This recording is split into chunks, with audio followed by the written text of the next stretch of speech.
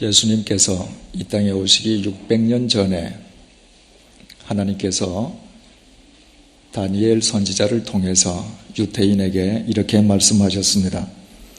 하늘의 하나님이 한 나라를 세우시리니 이것은 영원히 망하지도 아니할 것이요 그 국권이 다른 백성에게 돌아가지도 아니할 것이요 도리어 이 모든 나라를 쳐서 멸하고 영원히 설 것이라.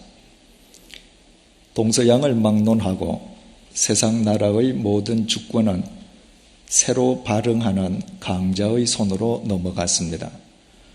그러나 하나님께서 세우시는 나라의 주권은 이 세상 그 누구도 넘볼 수 없는 영원한 주권임을 하나님께서 친히 밝히셨습니다. 당시 유대의 멸망으로 유대 백성들은 바벨로니아의 지배하에 있었습니다. 그때부터 유대인들은 하나님의 이 말씀에 근거해서 메시아 왕국, 즉 하나님의 나라에 대한 꿈을 키워왔습니다. 그리고 메시아 왕국에 대한 유대인들의 꿈은 예수님 시대까지 계속 이어졌습니다. 그들이 꿈꾸는 메시아 왕국이란 이 땅에 도래한 메시아가 지배자인 로마 제국을 몰아내고 유대 주권의 회복과 새로운 부흥을 안겨다 주는 철저하게 현세적이고 정치적인 의미에서의 왕국이었습니다. 그들이 처음 예수님께 열광했던 것은 그들이 꿈꾸던 메시아 왕국의 가능성을 예수님에게서 엿보았기 때문이었습니다. 그러나 그들의 기대와는 달리 예수님께서 유대 독립을 안겨다 줄 정치적 메시아가 아니라는 사실로 인해서 실망한 유대 민중들은 도리어 빌라도 총독에게 예수님을 국사범으로 고소했습니다. 예수님께서 로마 황제에 대한 세금을 금하고 자칭 왕이라 칭했다는 등의 죄목이었습니다.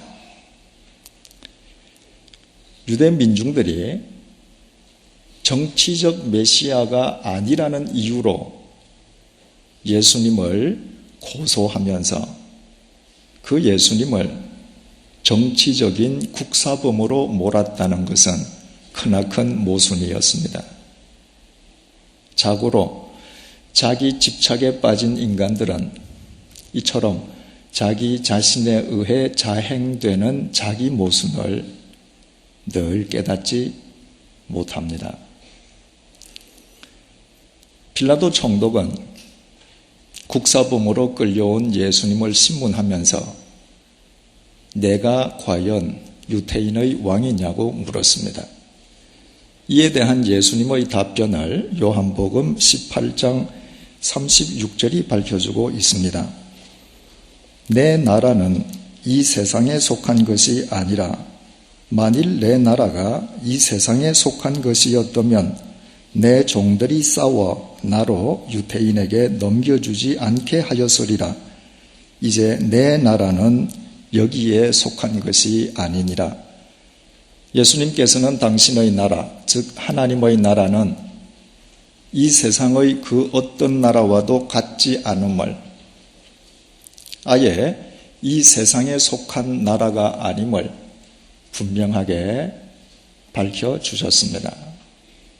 예수님의 고백처럼 만약 하나님의 나라가 이 세상에 속한 나라였더라면 하나님의 독생자이신 예수님께서 유대인들에게 체포당하는 것을 하나님 나라의 군병들이 보고만 있지는 않았을 것입니다. 예수님께서 겟세마네 동산에서 유대인들에게 체포당하실 때 그 현장에서 있었던 일입니다. 흥분한 베드로가 칼을 뽑아서 예수님을 체포하려는 유대인에게 휘둘러 그의 귀를 베었습니다. 이에 예수님께서 베드로를 칭찬하시기는커녕 되레 크게 나무라셨습니다.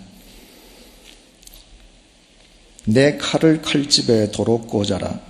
칼을 쓰는 사람은 모두 칼로 망한다. 너희는 내가 내 아버지께 당장에 12군단 이상의 천사들을 내 곁에 세워주실 것을 청할 수 있다고 생각하지 않느냐? 당시 로마 제국의 한 군단은 보병 6,100명과 말 726필로 이루어져 있었습니다. 따라서 예수님께서 12군단 이상의 천사를 부르신다면 그 규모가 얼마나 크겠습니까? 예수님을 체포하러 왔던 유대인들이 감히 예수님께 범접조차도 못했을 것입니다. 그러나 예수님께서는 그렇게 하시지 않았습니다.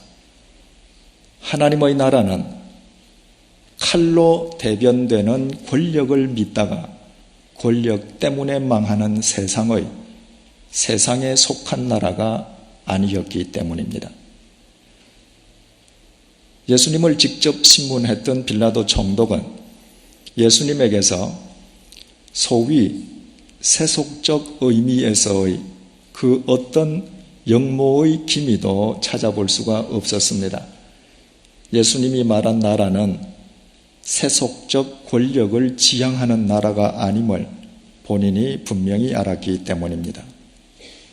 빌라도 총독은 2번씩이나 유대 민중에게 예수님의 무죄를 선언했지만 유대 민중은 반역자를 방면한다면 그것은 로마 황제에 대한 반역이라고 빌라도 총독을 압박했습니다. 예수님을 그냥 석방한다면 빌라도 총독을 반역자의 동조자로 로마 황제에게 고소하겠다는 위협이었습니다. 결국 유대 민중의 협박에 굴복한 빌라도 총독은 예수님께 사형을 선고했고 예수님께서는 십자가에 못 박히셔서 돌아가셨습니다. 그러나 그것은 끝이 아니었습니다. 오늘 본문 3절의 정언입니다. 해 받으신 후에 또한 저희에게 확실한 많은 증거로 친히 사심을 나타내사 40일 동안 저희에게 보이시며 하나님 나라의 일을 말씀하시니라. 해를 당하신 지 사흘째 되는 날 죽은 자 가운데서 다시 살아나신 예수님께서는 40일 동안 더 이 땅에 머무시면서 사랑하는 제자들에게 하나님 나라에 관해 가르쳐 주셨습니다. 하나님 나라에 대한 유대 민중의 오해로 인해 국사범으로 몰려 처형당하셨던 주님의 관심은 부활 이후에도 오직 하나님의 나라였습니다. 예수님께서 이 땅에 오셨던 목적이 하나님의 나라를 전하시는 것이었기 때문입니다.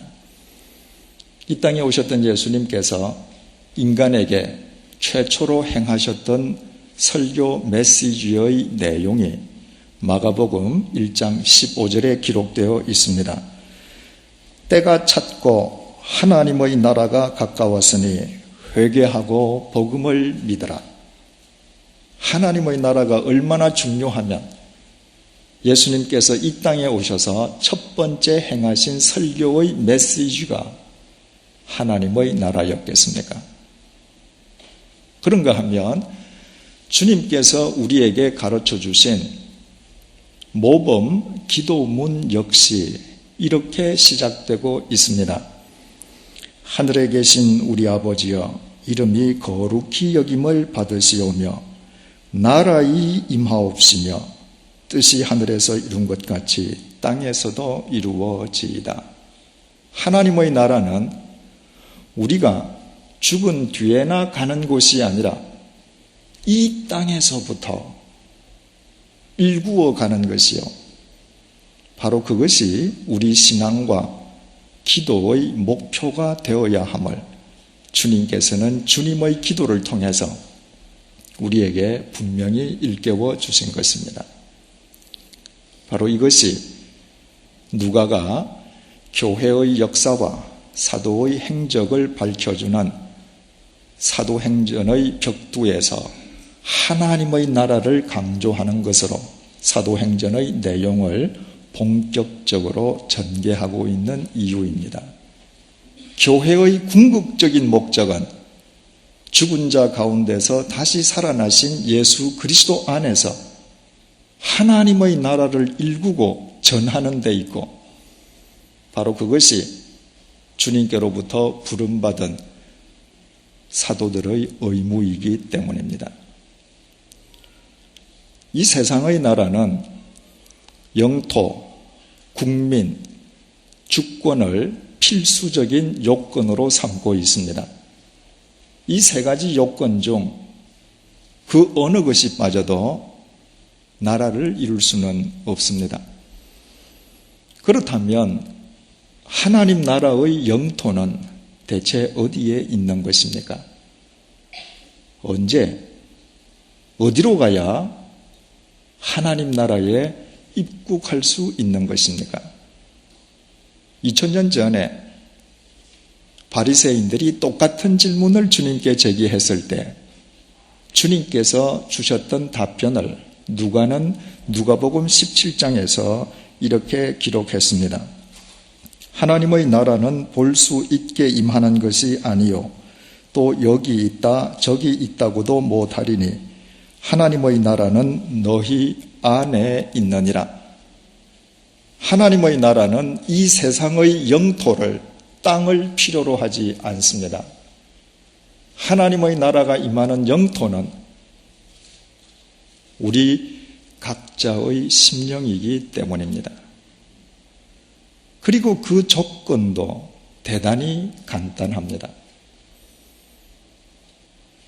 인간의 인생에 대한, 인류 역사에 대한, 우주 만물의 섭리에 대한 하나님의 절대 주권을 인정하는 것입니다.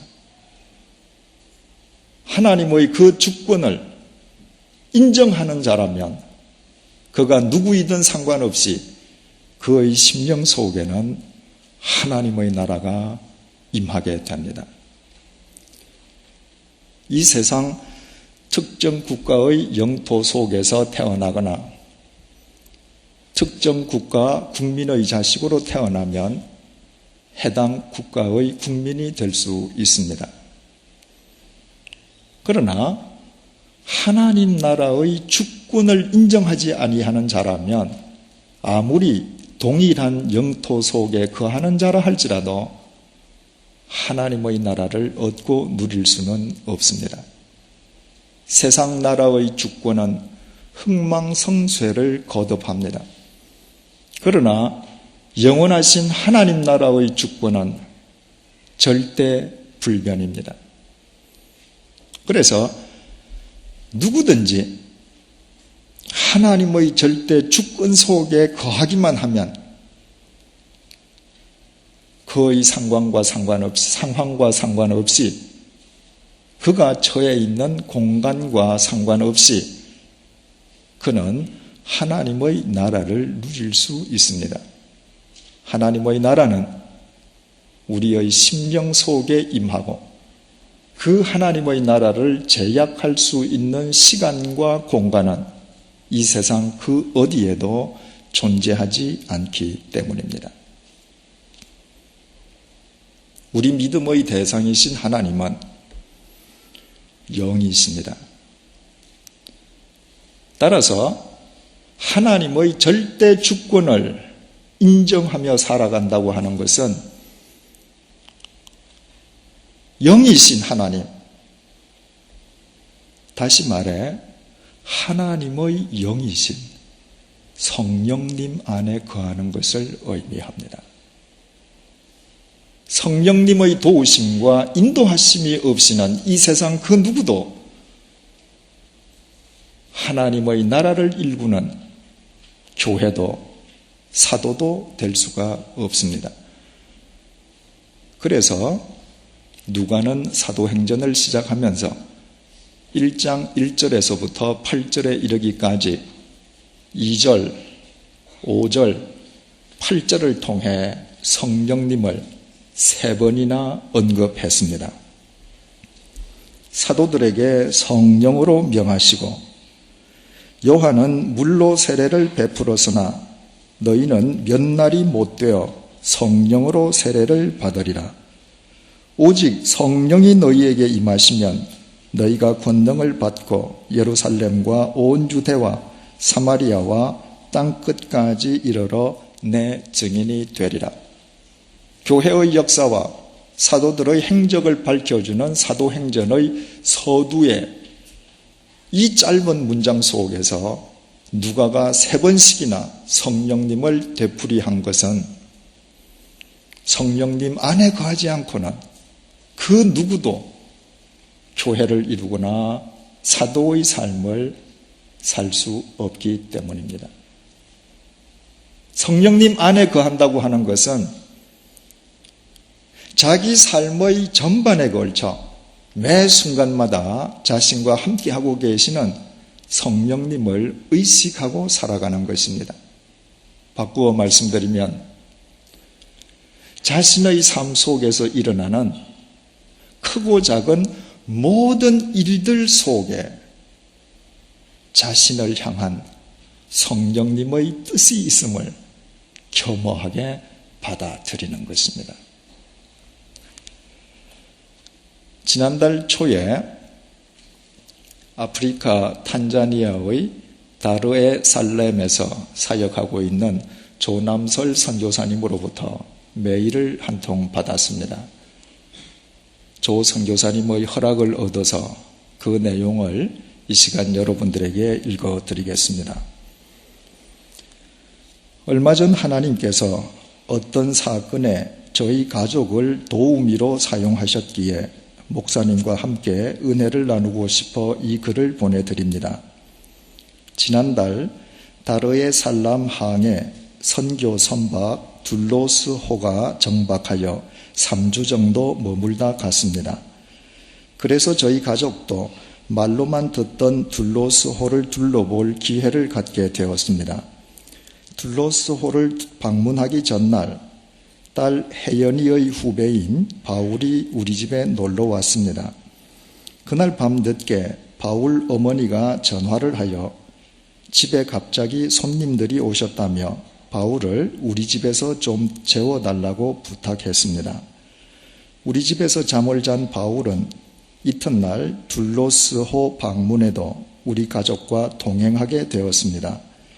둘로스호 내부를 둘러보고 그곳에서 헌신하고 있는 한국인 형제 자매들을 만나보고 막 떠나려는 즈음 바울 어머니의 전화를 받았습니다.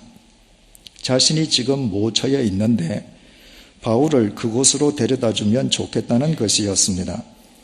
우리 가족은 전혀 예정에도 없던 우리 집과는 정반대 방향으로 가서 바울을 내려주게 되었습니다.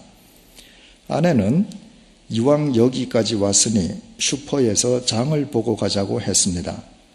장보기를 마치고 귀가하기 위해 운전석에 앉아 핸들을 잡았을 때입니다. 이상하게도 평소에 제가 늘 다니던 길이 아닌 해안길을 따라가고 싶다는 마음이 불쑥 들어 그 방향으로 핸들을 돌렸습니다. 그러자 아내는 왜 다른 길로 가느냐며 딴 볼 일이 있는지 물었습니다. 저는 그냥 이 길로 마음이 쏠리기 때문이라고 대답하며 한적한 해안길로 접어들었습니다. 그 순간 흑인 한 명이 길 한복판에서 두 팔을 번쩍 들고는 제 차를 가로막는 것이었습니다. 이런 경우는 대부분 노상 강도이기에 차를 세우지 않는 것이 통례입니다. 그러나 좁은 도로 한가운데 버티고 있는 흑인을 피할 길이 없어 서서히 차를 멈추었습니다. 그러고 보니 흑인 외에 도로 가에 또 한 사람이 보였습니다. 한 동양인이 머리와 팔이 온통 피투성이가 된 채 쭈그리고 앉아있는 것이었습니다. 그때 혜연이가 소리쳤습니다. 아빠, 둘로스호에서 인사한 한국 분이시야. 그 한국 청년은 홀로 개인 전도를 하기 위해 여기저기를 다니다가 그곳에서 강도에게 봉변을 당한 것이었습니다. 우리 가족은 급히 그 청년을 차에 싣고 병원 응급실로 질주했습니다. 이곳에서는 병원 수술 전 반드시 수술비 일부를 선납해야 되는데 마침 우리에게 약간의 돈이 있어 그 돈으로 청년은 응급수술을 받을 수 있었습니다. 얼마 후 우리의 연락을 받은 둘로스호 관계자들이 병원에 도착하는 것을 보고 우리는 집으로 돌아왔습니다. 제 차가 해안길로 접어든 순간은 강도들이 한국 청년의 머리와 팔을 찌르고 막 도망간 직후였습니다. 만약 우리가 그곳을 조금 빨리 통과했거나 반대로 늦었더라면 그는 심한 출혈로 인해 목숨을 부지하기 어려웠을 것입니다. 그러나 하나님께서는 그 사건에 저희들을 개입시키시려 전혀 예상치도 않았던 일들을 계속 만드셨습니다. 느닷없는 바울의 방문, 바울을 우리 집에 재워달라 하고 이튿날엔 엉뚱한 곳으로 바울을 데려다 달라던 바울 어머니의 부탁, 예정에도 없던 아내의 장보기, 갑자기 해안도로를 따라가고 싶었던 제 마음, 자동차의 속력과 신호등까지 생각하면 할수록 하나님의 오묘하신 역사와 완벽한 타이밍에 전율하지 않을 수가 없습니다. 강도의 칼에 찔려 머리 뒷부분이 찢어지고 왼쪽 팔목 힘줄 4개가 끊어졌던 그 청년은 수술 후 일주일 만에 퇴원하였습니다. 다행히 뇌는 전혀 손상되지 않았고 팔도 몇 주 후면 완전 회복될 수 있다고 했습니다. 그는 전화를 통해 이번 사건으로 절묘하신 하나님의 은혜를 체험했다면서 다르에살람에서 다른 사람은 상상치도 못한 큰 간증과 은혜를 누리고 간다며 기뻐했습니다. 이 사건을 통하여 저 개인적으로는 자동차의 속력과 신호등의 시간마저도 성령님께서 주관하심을 새삼스레 깨달았기에 조급함이나 서두름이 없이 삶의 여유를 지니게 되었습니다. 조남설 선교사님이 해안길에서 피투성이가 된 한국 청년을 구출해낼 수 있었던 것을 우연의 일치라고 치부해버릴 수도 있습니다. 그러나 조 선교사님은 그러지 않았습니다. 전날 밤부터 자기 삶 속에서 연이어 일어났던 모든 일들, 심지어는 자동차의 속력과 신호등의 길이마저도 성령님의 역사로 받아들였습니다. 성령님 안에 거한다는 것은 이런 것입니다. 자기 삶에서 일어나는 모든 일들을 성령님의 역사로 받아들이는 것입니다. 조 선교사님이 이처럼 자신의 삶 속에서 치밀하게 당신의 역사를 이루어 가시는 성령님을 매 순간 의식하고 살아가는 한 그분의 심령 속에 어찌 하나님의 나라가 흥왕하지 않겠습니까? 그분의 고백처럼 삶의 여유를 누리면 말할 것도 없고 성령님 안에서 매일 엮어지고 있는 자신의 삶 자체가 기적 덩어리로 받아들여지지 않겠습니까? 혹 누군가가 이런 질문을 제기할 수 있습니다. 성령님께서 정말 그처럼 우리 각자의 삶을 주관하신다면 왜 시간을 좀 더 정확하게 조절하셔서 아예 그 한국 청년이 강도의 습격을 받지 않도록 해 주시지는 않았느냐고 말입니다. 전능하신 하나님의 영이신 성령님께서는 물론 그렇게 하실 수도 있습니다. 그러나 성령님께서 그렇게 하셨더라면 그 한국 청년은 성령님께서 자신의 위험을 막아주셨음을 전혀 인식도 못하고 살아갈 것입니다. 그러나 강도의 습격으로 자신의 목숨이 경각에 달린 그 위급한 순간으로부터 자기를 구원해내시기 위해 성령님께서 그 전날 밤부터 치밀하게 역사하셨음을 그는 현장에서 확인할 수 있었습니다. 그렇다면 그 청년에게 어느 쪽이 유익합니까? 자신이 인식하지도 못하는 가운데에 성령님에 의해서 위험을 모면하는 것입니까?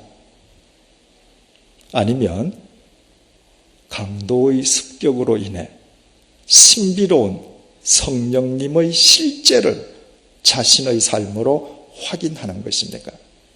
두말할 것도 없이 후자입니다.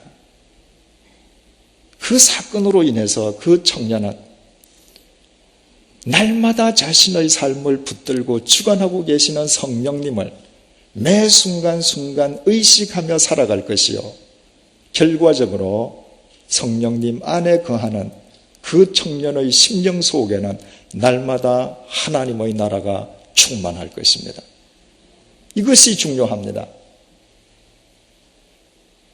나의 계획이 이루어질 때는 말할 것도 없고, 나의 계획이 무참하게 무산되고 뜻밖의 해를 입는 경우에도 그 속에 성령님의 뜻이 있음을 믿고 감사함으로 받아들이는 자가 하나님의 나라를 일구고 전하는 사도일 수 있고 교회를 이룰 수 있습니다.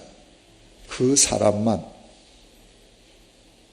불신자와 그 삶이 진정으로 구별될 수 있기 때문입니다. 지난 화요일에 양재 횃불회관에서 예수원 설립 40주년 기념 고 대천덕 신부님 추모 음악회가 모테트 합창단 주관으로 열렸습니다. 그 순서 중에 생전의 대천덕 신부님 모습을 기리는 영상이 잠깐 소개되었는데,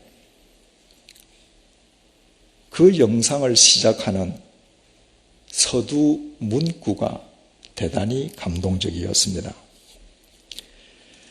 우리는 보이지 않는 하나님을 보고 만지기 위해 예수원으로 간다.